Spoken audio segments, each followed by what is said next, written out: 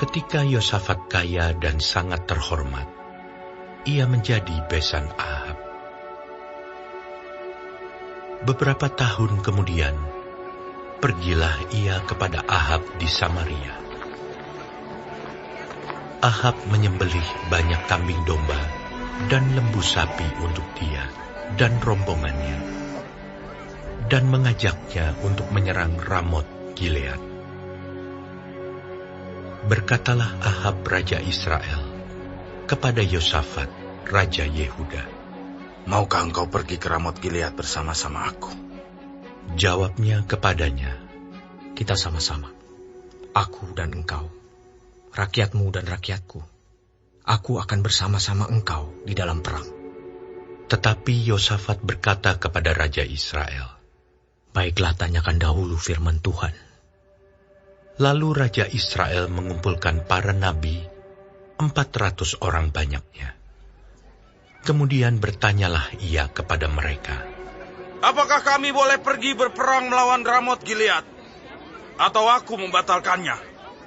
Jawab mereka, "Majulah, Allah akan menyerahkannya ke dalam tangan raja." Tetapi Yosafat bertanya, "Tidak adakah lagi di sini seorang nabi Tuhan, supaya dengan perantaraannya kita dapat meminta petunjuk?"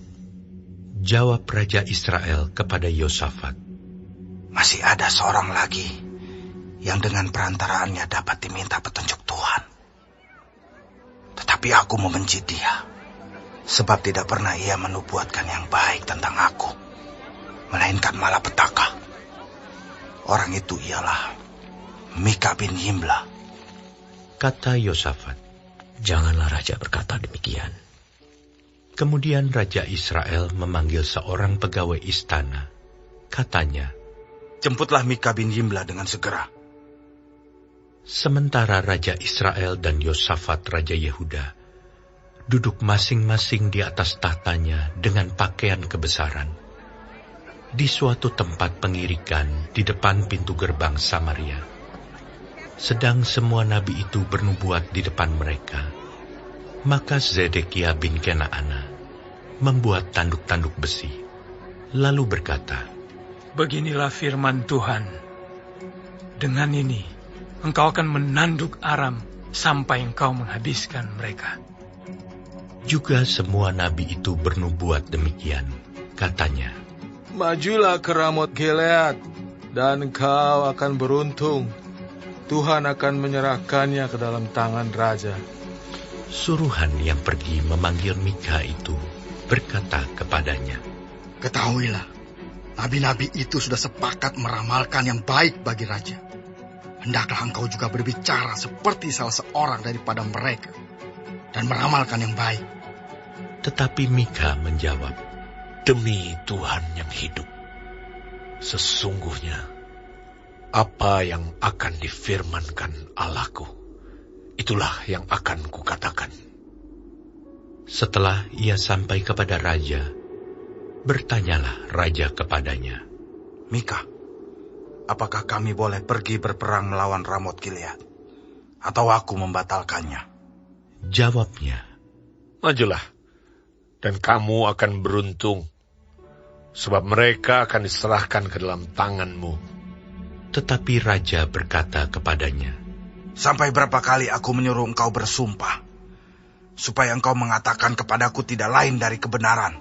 Lalu jawabnya, "Telah kulihat seluruh Israel bercerai-berai di gunung-gunung, seperti kambing domba yang tidak mempunyai gembala. Sebab itu, Tuhan berfirman, mereka ini tidak punya Tuhan. Baiklah masing-masing pulang ke rumahnya dengan selamat." Kemudian raja Israel berkata kepada Yosafat, "Bukankah telah kukatakan kepadamu, tidak pernah ia menubuatkan yang baik tentang aku, melainkan hanya malapetaka?"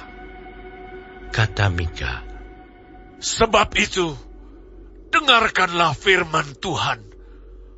Aku telah melihat Tuhan sedang duduk di atas tahtanya, dan segenap tentara sorga berdiri di sebelah kanannya dan di sebelah kirinya. Dan Tuhan berfirman, siapakah yang akan membujuk Ahab, raja Israel, untuk maju berperang supaya ia tewas di Ramot Gilead? Maka yang seorang berkata begini, yang lain berkata begitu.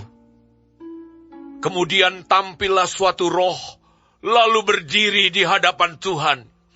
Ia berkata, aku ini akan membujuknya. Tuhan bertanya kepadanya, dengan apa? Jawabnya, aku akan keluar dan menjadi roh dusta dalam mulut semua nabinya. Ia berfirman, biarlah engkau membujuknya, dan engkau akan berhasil pula. Keluarlah dan perbuatlah demikian. Karena itu, sesungguhnya Tuhan telah menaruh roh dusta ke dalam mulut nabi-nabimu ini. Sebab Tuhan telah menetapkan untuk menimpakan malapetaka kepadamu. Sesudah itu tampillah Zedekia bin Kenaana. Ditamparnyalah pipi Mika serta berkata, bagaimana mungkin roh Tuhan pindah daripadaku untuk berbicara kepadamu? Tetapi Mika menjawab, sesungguhnya engkau akan melihatnya pada hari engkau lari dari satu kamar ke kamar yang lain untuk menyembunyikan diri. Berkatalah Raja Israel, tangkaplah Mika, bawa dia kembali kepada Amon penguasa kota dan kepada Yoas anak raja.